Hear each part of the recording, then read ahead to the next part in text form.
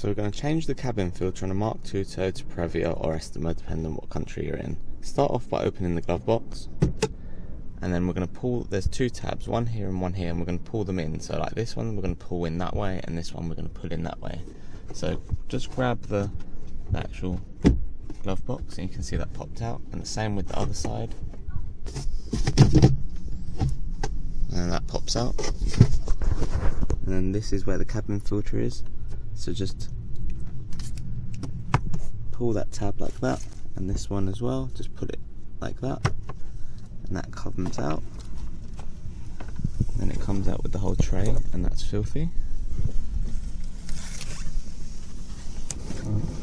Get the old filter and remove it from this housing.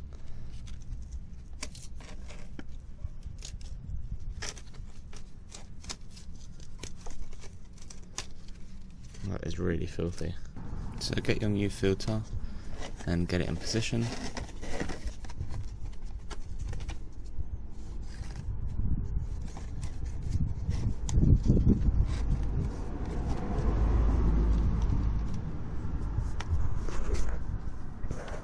That's it. And now we're going to put it back into position. Just put it in, and you should hit click on each side.